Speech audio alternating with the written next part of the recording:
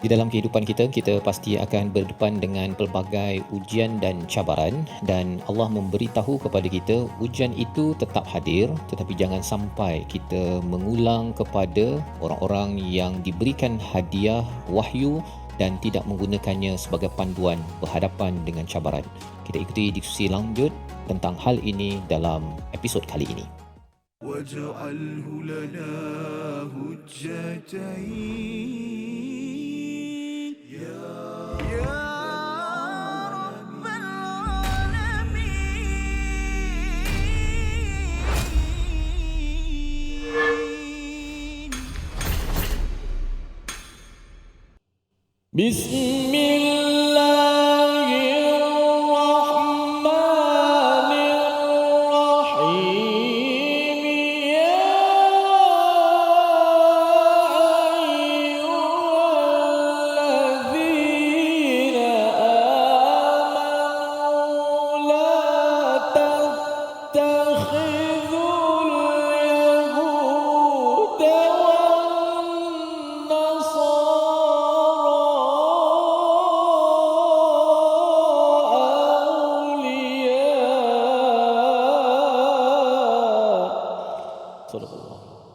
Assalamualaikum warahmatullahi wabarakatuh. Alhamdulillah wassalatu wassalamu ala Rasulillah wa ala alihi wa man wala. Syada la ilaha illallah, syada Muhammadan abduhu wa rasuluh. Allahumma salli ala sayidina Muhammad wa ala alihi wa sahbihi ajma'in. Amma ba'du. Apa khabar tuan-tuan dan puan yang dirahmati Allah sekalian? Kita bertemu dalam My Quran Time sekali lagi pada hari ini untuk sama-sama kita meneruskan halaman yang ke-117 selepas kita mengulang kaji dua halaman yang ke-115 dan 116, melihat bagaimana Allah menekankan pentingnya untuk kita mengambil peraturan Allah Subhanahu Wa Taala sebagai sumber perlembagaan, sumber untuk memimpin sesebuah negara dalam sesebuah keluarga. Dan pada hari ini kita akan teruskan dengan dua ayat. Kita akan baca bersama Al-Fadhil Ustaz Tirmizi Ali. Khabar Ustaz? Baik, Alhamdulillah. Ustaz, apa khabar hari ini? Baik, Alhamdulillah. Kita terus hari ini ayat yang biasanya kontroversi sebenarnya. Ayat-ayat ni banyaklah ya, dalam surah Al-Ma'idah ini kontroversi, tetapi ia perlu difahami dengan konteks yang betul. InsyaAllah ianya tidak akan mewujudkan kontroversi. Kalau nak wujud juga tu tak ada masalah pun kan. Yeah. Pasal apa? Yang penting difahami mengikut konteks dan teks yang tepat. Mari sama-sama kita memohon Allah SWT membekalkan kita ilmu dengan penuh hikmah dalam mempraktikkan segala isi kandung Al-Quran ini dengan doa subhanakala ilmalana illa ma 'allamtana innaka antal alimul hakim rabbi zidni ilma. Kita saksikan apakah ringkasan bagi dua ayat pada hari ini. Iaitu pada ayat yang ke-51, larangan mengambil orang Yahudi dan Nasrani sebagai wali, sebagai awliya, yang boleh diterjemahkan sebagai pemimpin. Kemudian pada ayat yang ke-52, penjelasan sebab larangan selain orang beriman menjadi pemimpin. Mari sama-sama kita melihat, membaca ayat 51 dan 52 dipimpin Fadhil Ustaz Tirmizi. Sila Ustaz.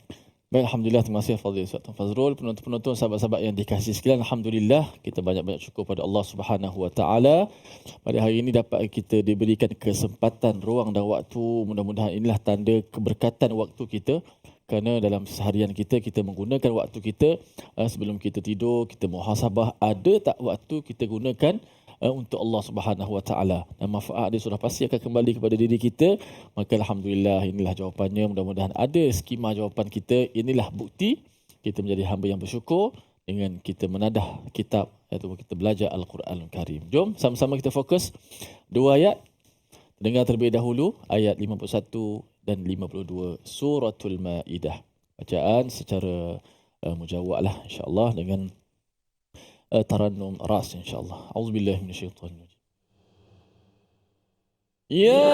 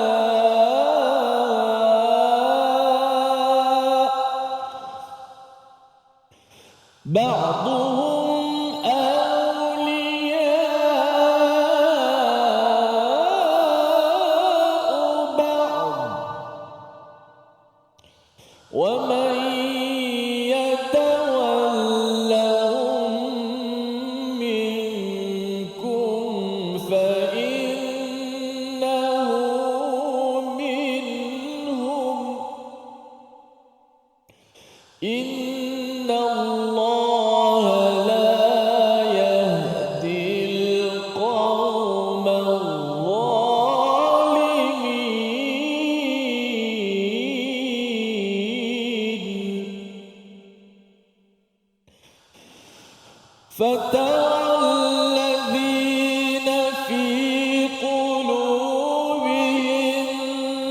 مرض يسارعون فيهم يقولون نخشى أن تصيبنا دائرة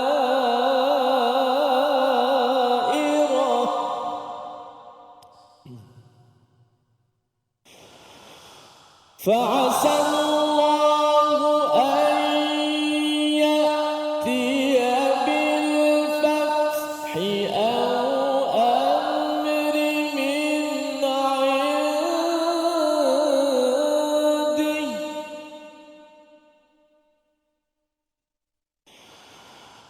فعسى الله أن يأتي بالفتح أو أمر من عنده فيصبحوا على ما أسروا في أنفسهم نادمين صدق الله Surah Al-Azim, gitulah bacaan daripada ayat yang ke-51 dan 52 meneruskan diskusi kita bagaimana menguruskan nikmat kejayaan yang diberikan oleh Allah Subhanahu Wa Taala. Ya ayyuhalladzina amanu, wahai orang-orang yang beriman, janganlah kamu mengambil Yahudi dan Nasara itu sebagai aulia.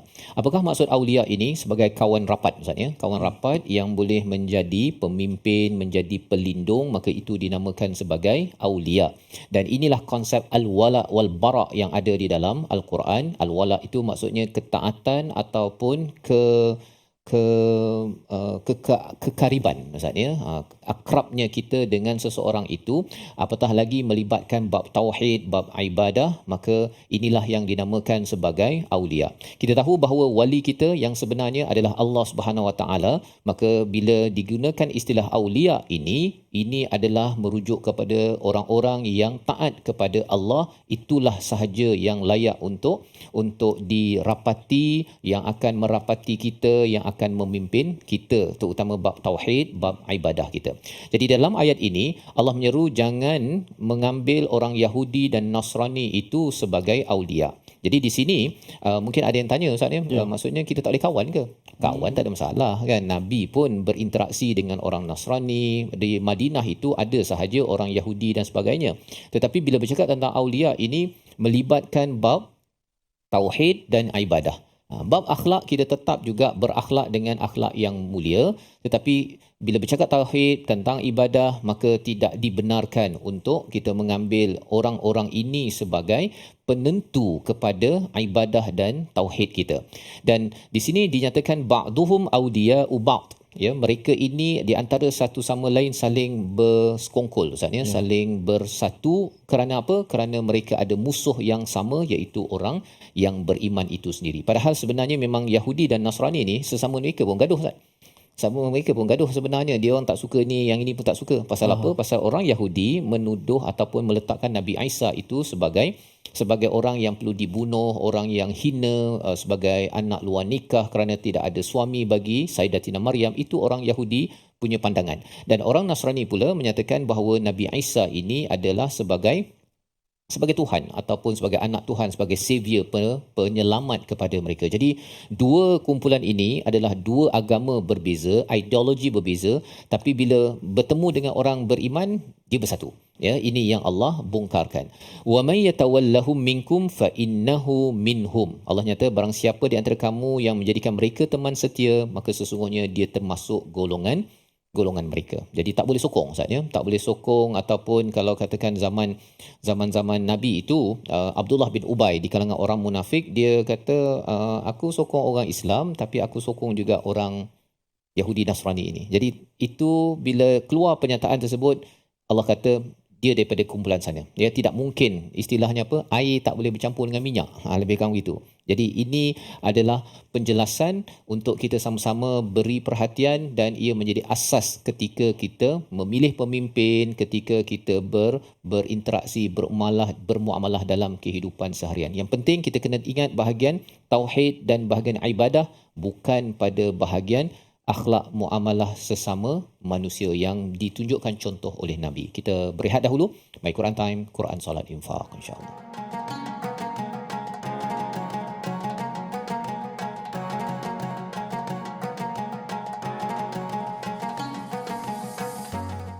واجعله لنا هجتين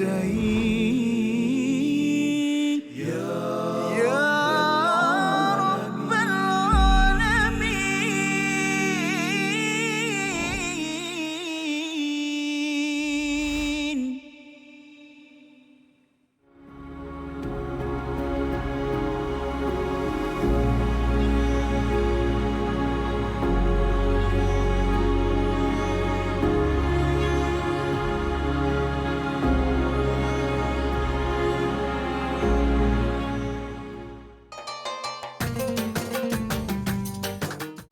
اقرأ باسم ربك الذي خلق. Hayati isi kandungan Al-Quran dalam My Quran Time. Setiap hari jam 12 tengah hari di TV9 dan saluran Astro 149. Quran Salat. Infak.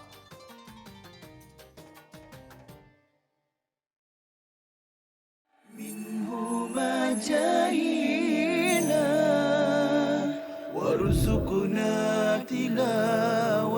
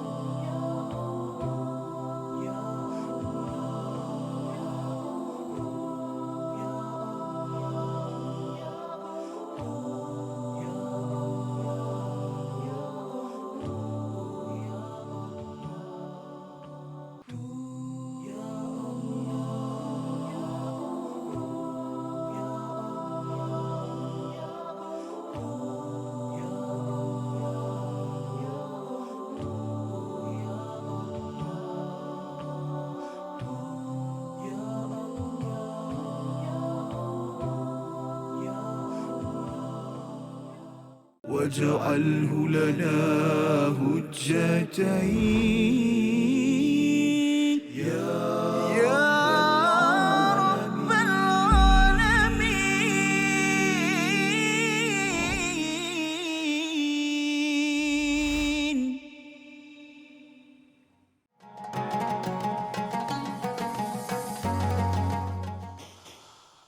بسم الله الرحمن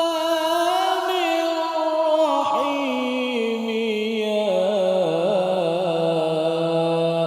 أيها الذين آمنوا لا تتخذوا اليهود والنصارى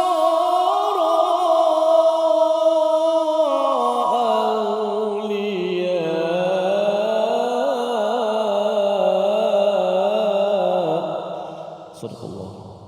Surah Al-Azim, kembali kita dalam My Quran Time, Quran Salat Infaq. Kita melihat kepada ayat 51 dan ayat 52 yang turun. Sudah tentu surah Al-Maidah ini turun selepas Islam mendapat kemenangan, Ustaz ya. Dan dalam konteks inilah perlu kita fahami, maksudnya bila Islam menang menguasai Mekah itu sendiri, maka turun ayat ini menjelaskan jangan mengambil Yahudi dan Nasara itu sebagai pemimpin, sebagai kawan rapat di dalam kehidupan.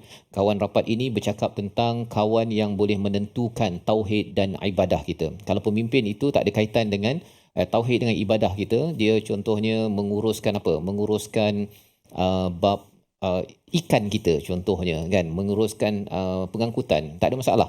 Ini bercakap tentang pemimpin yang akhirnya membina polisi-polisi yang akan memberi kesan kepada nilai tauhid dan ibadah, maka di situ sudah tentunya perlu diambil perhatian, la tattakhidul yahuda wan nasara awliya. Dan perkara ini di hujung ayat ini Allah menyatakan innallaha la yahdil qaumadh zalimin. Allah tidak memberi hidayah kepada orang-orang yang zalim. Apa maksud orang yang zalim? Apabila sudah mendapat kemenangan daripada Allah, mendapat wahyu, mendapat risalah Quran, Rasul, tetapi masih memilih lagi ideologi daripada Yahudi dan Nasrani. Kalau kita lihat dalam muka surat 115-116 peraturan, kali ini bercakap tentang sosok tubuh badan orang yang beragama Yahudi dan Nasrani itu sendiri. Kerana apa? Kerana mereka ini sudah tentunya tidak mahu beriman dan berpegang kepada Al-Quran sebagai perlembagaan paling tinggi dalam sebuah negara. Jadi inilah perjuangan Nabi daripada Mekah, Ustaz ya. Kalau kita ikut konteks, di Mekah itu Nabi tak boleh letakkan Quran sebagai perlembagaan. Dan pada waktu itu bercampur-campur. Yang memimpinnya adalah orang musyrik, dan pada waktu itu masih lagi dalam mod ketakutan. Tetapi bila sudah ada negara, bila sudah ada kuasa, tidak ada lagi ketakutan sepatutnya, maka pada waktu ini keluar ayat ini menunjukkan apa? Sesiapa sahaja yang nak memimpin mesti orang yang beriman kepada Allah Subhanahu Wa Taala. Allah dah bagi dah hadiah kemenangan. Jangan diisi pula dengan orang-orang yang mensyirikkan, yang akan mengganggu tauhid dan ibadah kita kepada Allah. Itu adalah orang yang zalim. Dah diberikan kemenangan, Ustaz ya. Dah diberikan kuasa tapi masih lagi berideologikan, berpegang kepada orang ini. Mungkin orang ni pun pandai juga. Dia lobby untuk mendapatkan tempat, tetapi bagi orang yang beriman kita akan utamakan antara dua tokoh, antara Islam dengan bukan Islam, sudah tentu kita utamakan orang Islam yang sudah tentunya beriman. Kalau katakan orang Islam yang tak berapa beriman, macam mana pula? Ayat yang ke-52 kita baca bersama Al-Fadhil Ustaz Tirmizi. Baik. A'udzubillahi minasyaitonir rajim. Fataral ladzina fi qulubihim maradun yusari'una fihim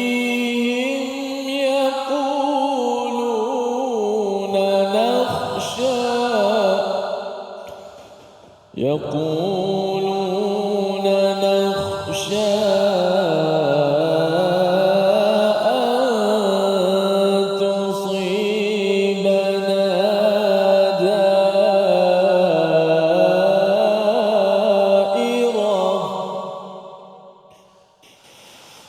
فعسى الله أن يأتي بالفتح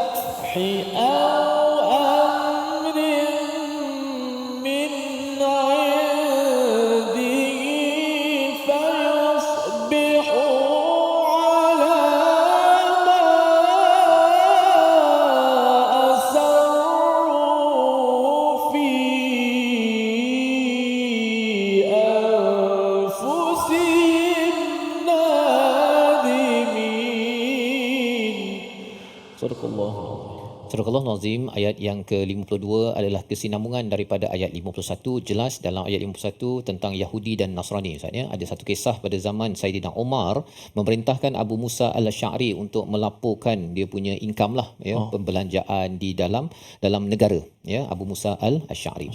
Dan pada waktu itu Abu Musa ini membawa usahanya dan diberikan laporan itu. Sayyidina Umar pun melihat, wah, dia kagumlah. Laporannya kemas, ya, detail butirannya semua ada. Maka dia kata, adakah kamu boleh membacakan untuk kami dalam masjid sebuah surat yang datang dari negeri Syam? Jadi nak minta sekretari ini untuk baca dalam masjid. Abu Musa menjawab, tak boleh. Dan dia Sayyidina Umar tanya, apa pasal dia tak boleh, kan? Dia berjunub ke? Kan dia tanya. Tak, rupa-rupanya kerana dia adalah seorang Nasrani. Maka Abu Musa menceritakan, Umar terus marah dan memukul peha saya, lalu berkata pecat dia. Selanjutnya Umar menyatakan membacakan ayat 51. Jadi nak menceritakan kalau katakan jadi sekretari pun Zat, ya, jadi PA ke apa ke, kalau katakan dia melibatkan pada polisi-polisi yang melibatkan kepimpinan tauhid dan ibadah kepada umat Islam, maka orang ini pun, bagi Saidina Umar, beliau berijtihad ayat 51 ini sebagai panduan. Apakah poin untuk kita sama-sama faham? Salah satunya ialah memang kita kena membina kepimpinan di kalangan orang beriman. Kalau dah tak ada sangat Ustaz ya, kalau dah tak ada sangat, barulah masuk kepada orang-orang yang bukan Islam itu sendiri. Tetapi syarat bagi orang Islam itu dinyatakan pada ayat 52, fataral ladzina fi qulubihim marad, ya, maka kamu akan melihat orang-orang yang hatinya berpenyakit segera mendekati mereka. Ini satu lagi kumpulan orang Islam tapi perangainya dia lebih mendekati kepada orang-orang Yahudi dan Nasrani dengan perkataannya apa? Yaquluna nakhsha an tusibana dairah. Kami ini bimbang, ya, kalau katakan nanti ada masalah ke apa ke, kita bolehlah berpaut pada si Yahudi ataupun Nasrani ini. Kalau ada orang Islam yang bercakap begini, ini merujuk pada Abdullah bin Ubay bin Salul dan kumpulannya orang-orang munafik, maka ini juga tidak boleh diambil sebagai pemimpin. Kerana apa? Walaupun IC-nya Islam, ya, walaupun dia kata dia beragama Islam, tetapi pandangannya itu adalah merujuk kepada musuh, iaitu Yahudi dan Nasrani, maka kita akan menyatakan dalam kehidupan kita Ustaz ya, ini juga kumpulan yang perlu kita ketepikan. Jadi kita tahu bahawa orang beriman paling tinggi dan orang Yahudi ke Nasrani ke ataupun orang munafik ini, kalau ianya memusuhi kepada Islam, maka mereka ini tidak layak langsung untuk mendapat kepimpinan dalam sebuah negara Islam. Itu yang kita kena highlightkan. Kalau kita berada pada fasa kita ni tak mampu menjadi negara Islam, kalau kita masih lagi tidak kuat Ustaz ya, fasa Nabi ketika di awal Madinah ataupun di Mekah itu, maka sudah tentunya kita berkompromi, kerana di situ yang penting ialah menjaga tauhid dan ibadah di peringkat personal dahulu. Dan ini membawa pada perkataan pilihan pada hari ini. Kita saksikan. Perkataannya ialah ma asarru fi anfusihim nadimin. Nadimin daripada perkataan nadima, maksudnya menyesal. 7 kali disebut dalam Al-Quran, dalam surah Al-Mu'minun, surah Asy-Syu'ara dan juga surah Al-Hujurat. Ini adalah salah satu daripada sifat orang-orang munafik yang kita akan belajar sebentar lagi, yang tidak layak untuk dijadikan pemimpin walaupun dia kata bahawa saya berbuat baik dan saya ni adalah orang Islam, tetapi kalau ianya mempunyai sifat-sifat ayat 52, ini juga perlu kita hati-hatikan. Kita berehat dahulu. My Quran Time, Quran Salat Infaq.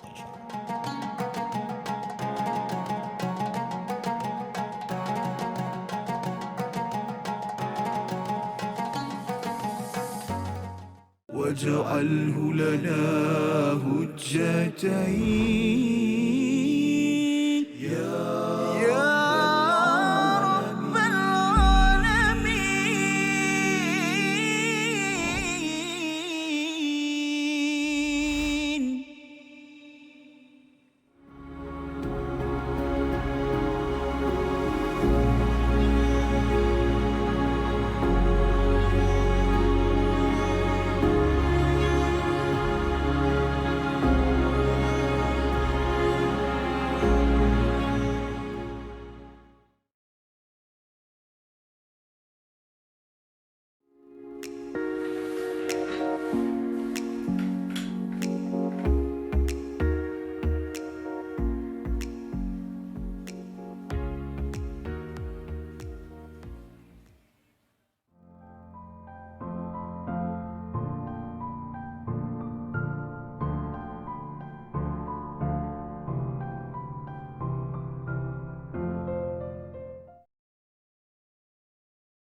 منهما جاهينا وارزقنا تلاوته.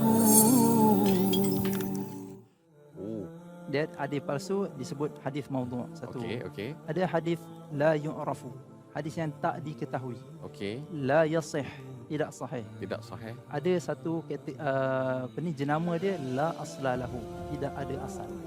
Antara nama lain hadis palsu adalah tidak ada asal. Ya. Tuan-tuan perempuan, catatkan dalam nota. Kalau kita jumpa seorang budak lelaki kan, Ha. kita tanya dia, adik dari mana? Kan? saya dari sana. Mana mak? Saya memang tak ada mak.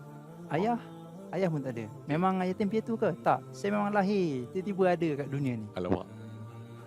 Jadi sepatutnya anak ni dia mesti ada ayah, Ada ayah, ada mak. ibu yang melahirkan dia. Ya, Kalau dia kata dia tiba-tiba muncul, siapa pun tak boleh nak terima. tak boleh.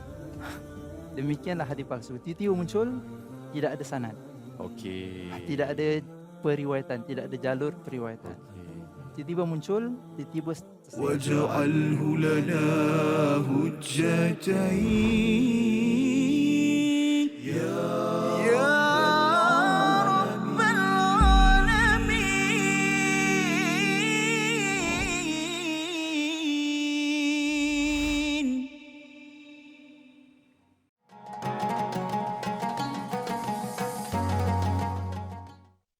نور الهدى وفانا بحسنه أحيانا. نور الهدى وفانا بحسنه أحيانا.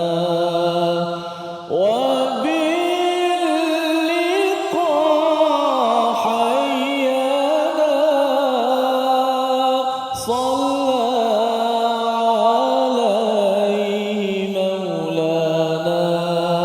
نور الهدى وفانا بحسنه أحيانا. وباللقاء حيانا. صلى عليه مولانا.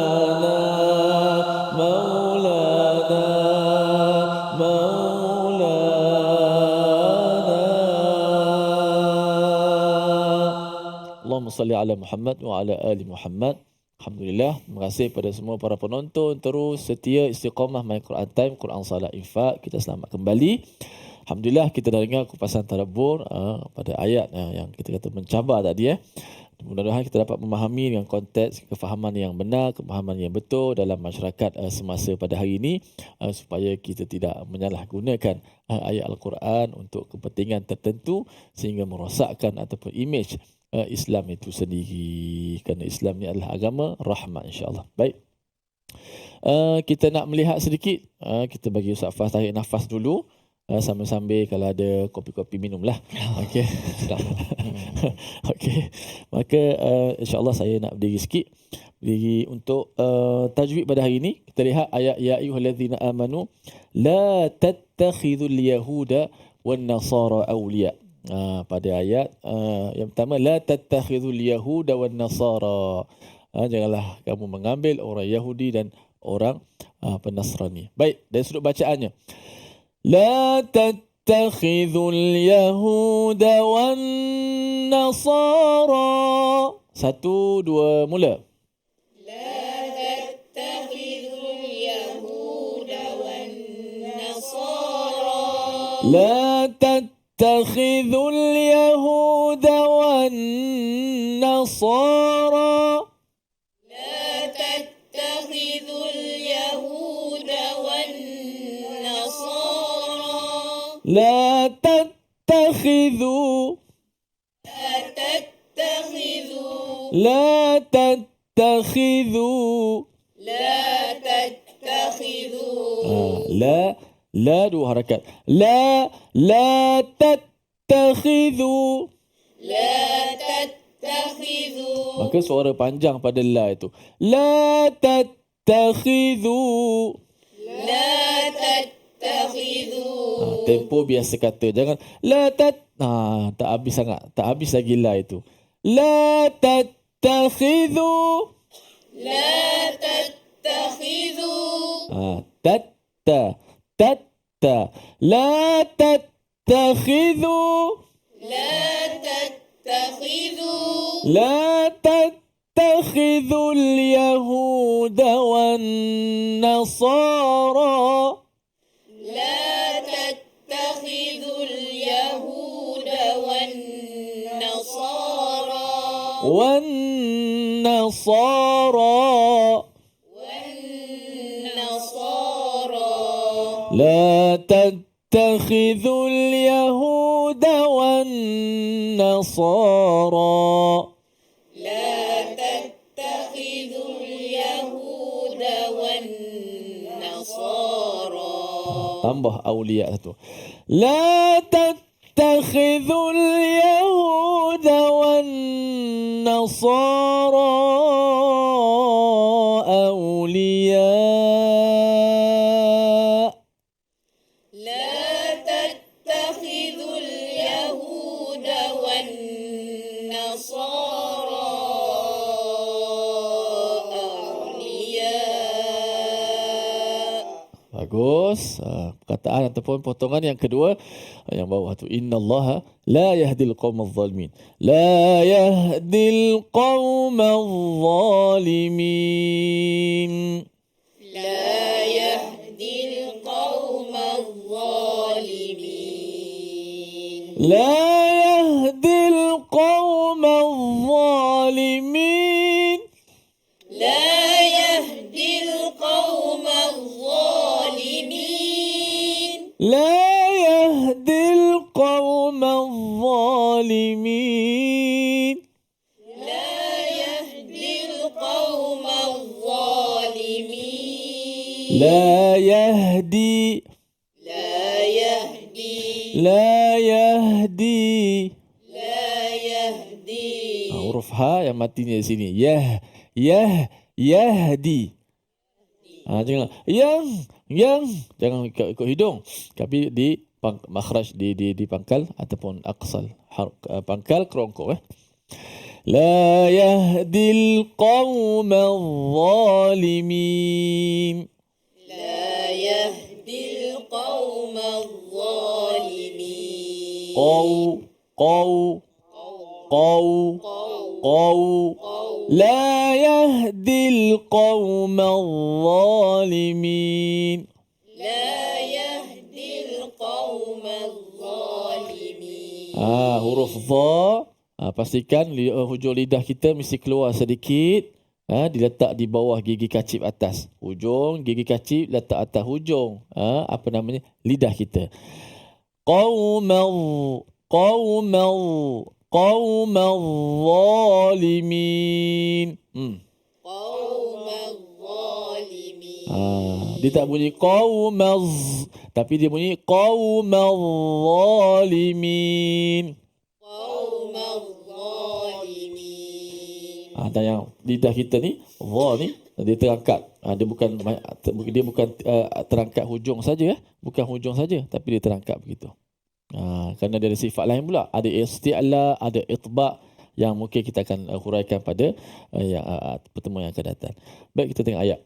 Ya ayyuhalladzina amanu la tattakhidhu. لا أيها الذين آمنوا لا تتخذوا اليهود والنصارى أولياء. لا تتخذوا اليهود والنصارى أولياء. Jadi dari sudut wakaf kita boleh wakaf la tattakhidhu. Wahai orang beriman, la tattakhidhu, janganlah kamu mengambil.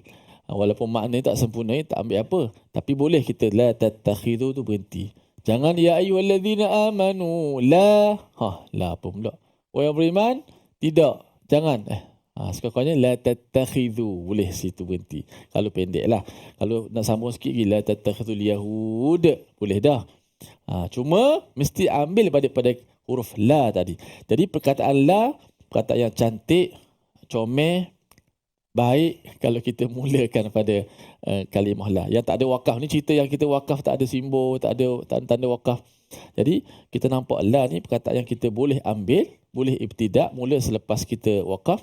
Jadi kita lajakkan sikit la itu, la tattakhidhu ke, la tattakhidul yahud ke, kemudian kita ambil pada la tattakhidhu. Okey. Ya ayyuhalladzina amanu la tattakhidul yahud. يا أيها الذين آمنوا لا تتخذوا اليهود لا تتخذوا اليهود والنصارى أولياء لا تتخذوا اليهود والنصارى أولياء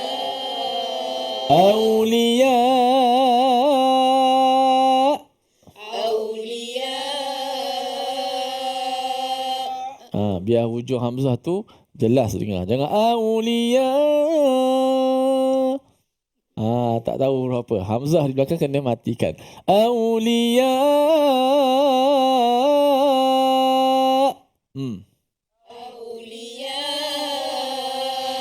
لا تتخذوا اليهود والنصارى أولياء لا تتخذوا اليهود والنصارى أولياء. Masya Allah, tabarakallah. Moga-moga kita menjadi orang-orang beriman dengan kita menyahut seruan Allah Subhanahu Wa Taala ini. Nak berehat seketika, jangan ke mana-mana. Kembali selepas ini My Quran Time, Quran, Salat, Ibadah.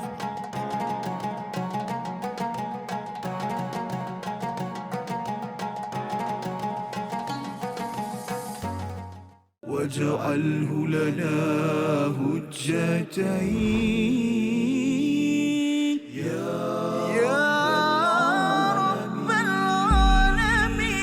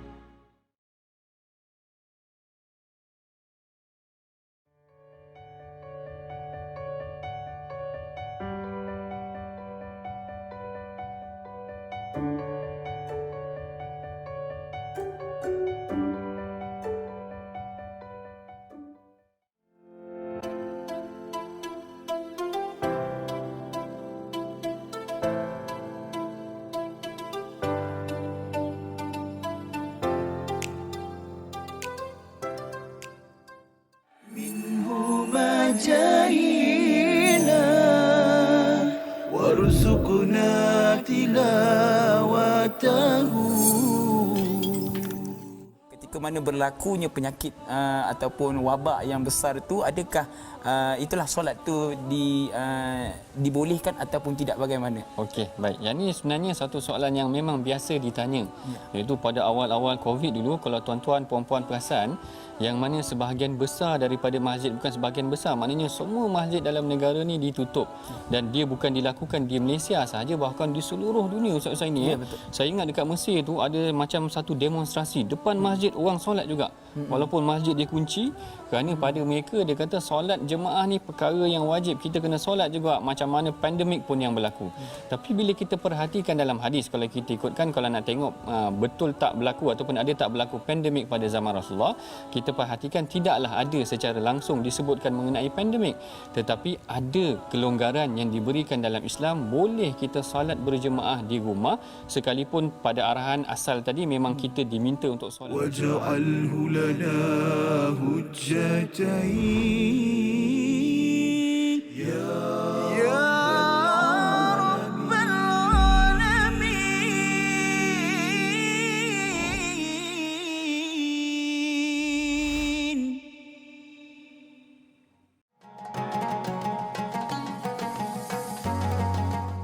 Kembali kita dalam My Quran Time, Quran Salat Infak. Sama-sama kita melihat kepada ayat yang ke-51 dan 52 bagaimana Allah menjelaskan bahawa apabila Allah sudah pun memberikan panduan peraturan, jangan mengambil orang-orang yang selama ini mengabaikan peraturan dan hadiah hidayah daripada Allah, iaitu Yahudi dan juga kumpulan Nasrani. Kalau mereka benar-benar ingin berbuat kebaikan, maka kebaikan itu perlu dirujuk kepada Rasul yang terakhir, merujuk kepada penghantar risalah iaitu Allah SWT. Tak mungkin kalau ada yang cakap, oh dia tu baik. Tetapi rupa-rupanya bila diajak kepada kebaikan dan diajak kepada Islam, maka orang-orang ini kalau membalas kata, oh kami tak nak ambil kebaikan yang ada dalam Islam, maka orang-orang ini bukanlah sebagai aulia yang dinyatakan pada ayat 51 dalam konteks sebuah negara yang sudah pun diberi kuasa oleh Allah Subhanahu Wa Taala. Pada ayat yang ke-52, satu lagi kumpulan mereka yang hati mereka ini segera mendekati kepada kumpulan Yahudi dan Nasrani. Mereka bersama orang Islam tetapi mereka masih lagi bergantung kepada orang Yahudi dan Nasrani. Dan apakah mindset cara berfikir mereka ini sebenarnya? Allah nyatakan yaquluna nakhsha an tusibana dairah. Ya, kami ini takut kalau katakan nanti ada bencana. Kalau ada masalah duit ke ekonomi ke, nanti kalau orang Islam tak boleh bantu, saya fikirlah kepada orang Yahudi Nasrani. Dia tidak ada pendirian. Dia mana yang untuk dia punya tembuluk, untuk dia punya kesenangan sahaja, maka dia macam lalang lah Ustaz. Ya, orang munafik ini adalah seperti lalang yang ikut pada angin, tidak ada prinsip. Lebih daripada itu, bagaimana Allah memberikan penerangan penjelasan lanjut ayat 52, kita baca sekali lagi bersama Fadil Ustaz Tirmizi. A'udzubillahi minasyaitanir rajim. Fatara alladhina fi qulubihim maradun yusari'una fihim yaquluna nakhsha an tusibana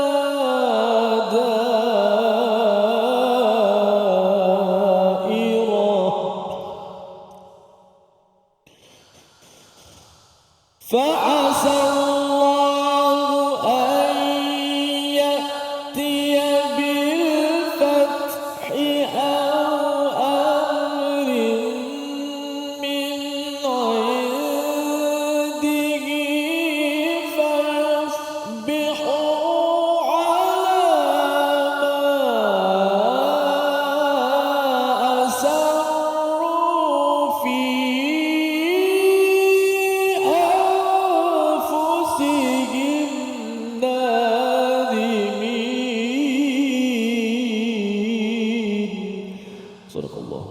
Surah Al-Azim, bagaimanakah mendepani kepada kumpulan mereka yang seperti lalang ni Ustaz ya, yang mereka ke kanan ke kiri sokong orang Islam, kadang-kadang tak sokong, dia menyokong kepada orang Yahudi Nasrani kerana pelbagai isu ekonomi, isu sosial, pendidikan, apa sahaja yang memberi manfaat pada dia, dia pergi ke situ. Ya, maka Allah menyatakan fa'asallahu an ya'tiya bil fath. Ya, moga-moga Allah memberikan kemenangan kepada umat Islam, akhirnya orang-orang yang begini akan terketepi, atau au amrin min indihi, iaitu ketentuan Allah dilaksanakan. Iaitu apa? Bagi mereka yang munafik ini akhirnya diberikan satu amaran, satu ketentuan, dan bagi sebahagiannya itu tidak diberikan manfaat-manfaat dalam sebuah negara Islam itu sendiri. Fayusbihu ala ma asarru fi anfusihim nadimin, hingga apa sahaja yang mereka rahsiakan itu akan terbongkar dan mereka akan menyesal Ustaz. Apa maksudnya? Maksudnya ialah orang yang talam dua muka ataupun yang seperti lalang ini, satu dia tak yakin dengan Islam.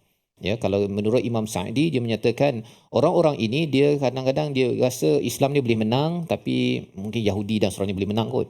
Dia tak yakin ke sana ke sini, maka orang-orang ini adalah orang yang tak boleh kita beri perhatian ataupun menjadikan ia sebagai aulia, sebagai pemimpin dalam kehidupan. Yang pertama. Yang kedua ialah orang begini dia lalang ketika ikut peraturan. kadang-kadang halal, kadang-kadang haram sikit pun tak apalah. Dia tidak ada keyakinan bahawa kalau contohnya dia kata saya nak buat pembiayaan rumah.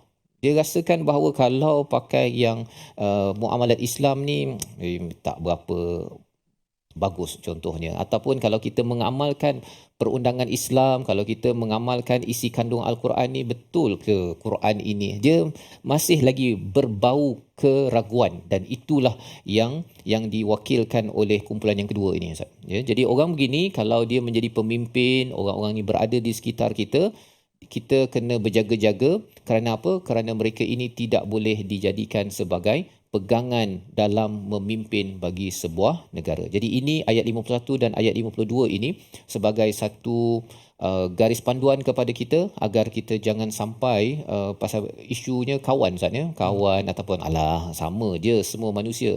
Di sisi Allah, manusia yang memilih Yahudi dan Nasrani ini sudah tentunya tertolak. Jangan diikuti, jangan dijadikan aulia, dan juga orang Islam yang masih lagi ada inclination, ya, kecenderungan kepada orang-orang yang tidak beriman, tidak menghargai kepada Al-Quran ini sendiri. Membawa kepada resolusi kita pada hari ini, kita saksikan.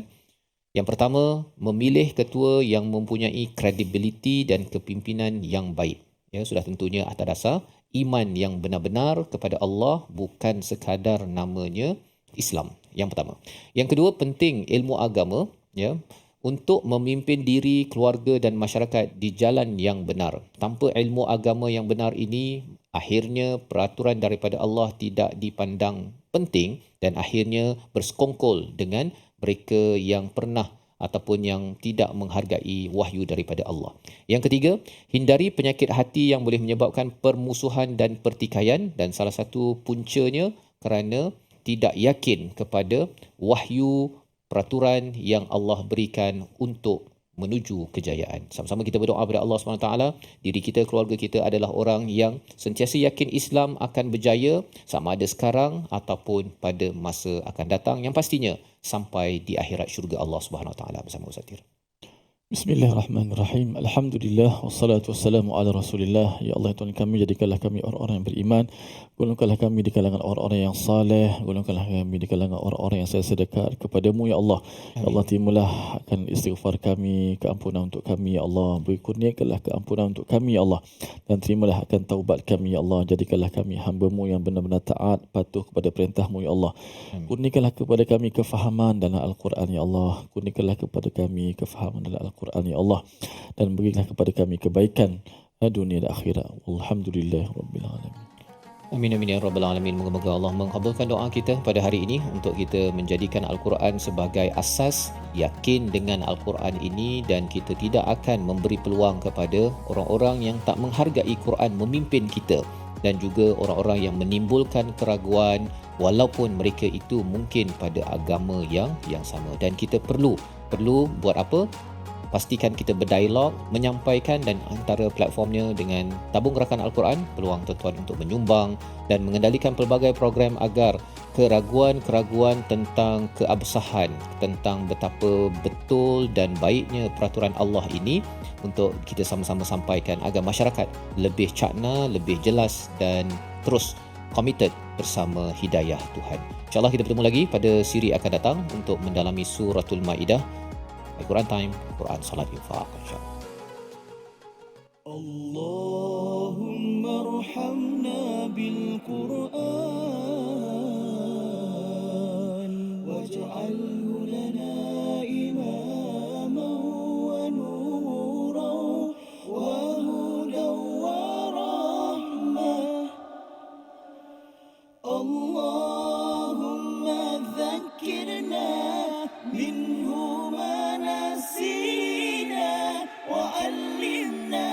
وعلمنا منه ما جهلنا وارزقنا تلاوته